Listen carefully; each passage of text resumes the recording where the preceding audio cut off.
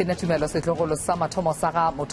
morning to you. Good morning, partner. Morning, I'm Gareth Edwards. Welcome to the last hour of the Friday edition of GNT. We're not alone. We're going to be talking to someone that I think is going to be just great fun to talk to. Comedian Eugene Khoza, back to normal, it seems, post-COVID. The best beard, I think, on television this morning, by the way. It's sparkling. You should see it from where I am. It's like shining. And I hope the weather is on your side this week. And I'll tell you why, because we spoke about in our headlines, about the weather warnings. It's for Gauteng, in Mpumalanga. We saw how heavy the rain was and how high the winds were last night. And I don't generally share too much personal stuff on air. But take a look at what my wife just sent me a moment ago from the rain from last night. That is a palm tree that used to be in our garden that has now taken down my property wall at home. So that's how bad it is. That's how bad the wind was. So one of our trees have come down. So just please be careful this weekend. Heavy rain, hail. We'll bring you that weather warning from the SA Weather Service a little bit later. And on that pleasant note... what a way to just lay the foundation. Frantically phoning my insurance company going, hi, help. My wife can't get out the house.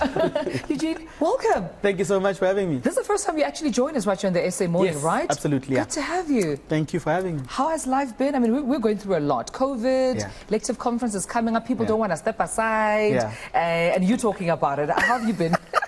I've been very good. It's been interesting to see what's going on. I can't wait for December. I want to see what's going to happen. What do you think is going to happen? I think the usual. I think, our political parties think about their bills. They've got 4x4s, those people. They've got expensive houses like Gareth. So they need to pay these things. So their allegiance is an expensive house. The house is ruined. Any house with a palm tree. I didn't want the palm tree You anyway. lost us. You live in Mar-a-Lago. Anyone with a palm tree. I feel like I'm being stereotyped here for my palm tree. If you want to know how well you're doing, if your house is a palm tree, you're doing well. If you have an apricot tree, you still need to work harder in life. So we want to be like you, Gareth. We aspire. Why don't politicians hire comedians to do their PR? Because they are comedians themselves. Because they are themselves the comedians. They say things that they don't mean. They make us laugh, and then we switch off, and then they live a normal life afterwards. Are they funnier than you?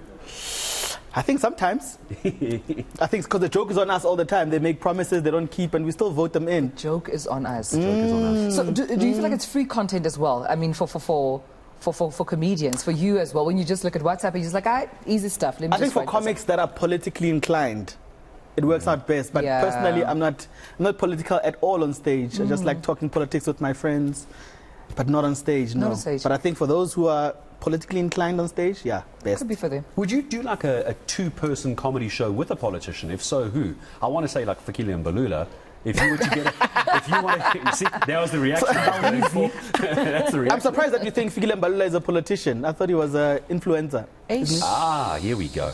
Hey. We'll give you the email address for the BCCSA towards the end of the show. We're going to talk about your one-man show a little bit later. We're going to have you sort of throughout the hour. If you want to tweet us, you can at eNCA. You're on Twitter. What's the handle? Eugene Khoza. Oh, that was easy. No, you really thought about that one, didn't you?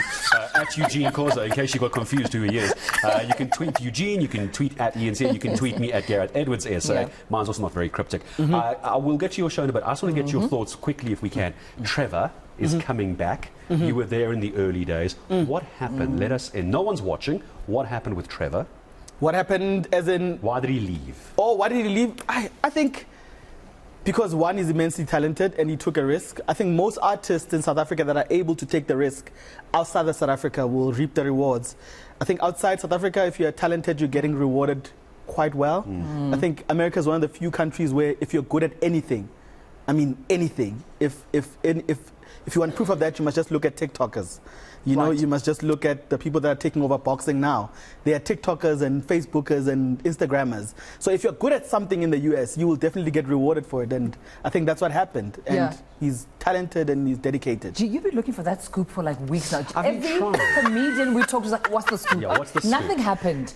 He's going to do other things. That's what he said. He's too funny for America. America He's just too funny for They find him America funny. now, huh? They find him funny. And I also think funny. I think he's a hard worker. Yeah. He's a I hard think more worker. than anything, his work ethic is immense. I got a chance to spend some time with him a couple of weeks ago, and his work schedule and his work ethic is incredible. Yeah. I thought my schedule was crazy, but I look at his and there's just gaps of 30 minutes in between to do normal things, and I think I can't do that. And he does it so effortlessly. I mean, Yeah. during the UN General Assembly when I was in New York, he was there. He spent Bright Day with South Africans. He found time to find South Africans and spend Yeah. Bright Day Yeah. with South Africans in New York, Yeah. which I found so cool. But Incredible. for your personal experience Yes.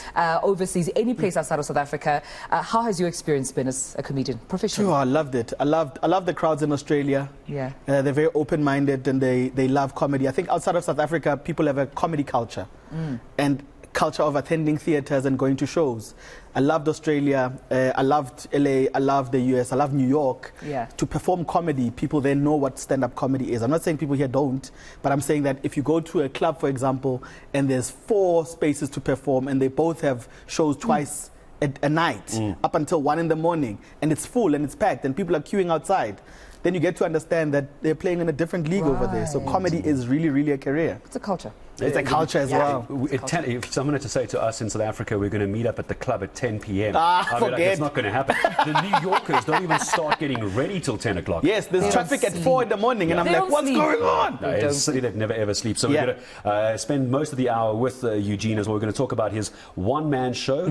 Step aside, 5-year break. I don't know what you were doing. I don't think you could get funnier, but apparently you have after a bit of a break. We're talking about your one-man show, which is coming up called Step Aside. We're going to get details of that in a bit. So keep the tweets coming in at eNCA, at Eugene Khoza, in case you were confused, and at Gareth Edwards SA. We'll grab a few of those a little bit later.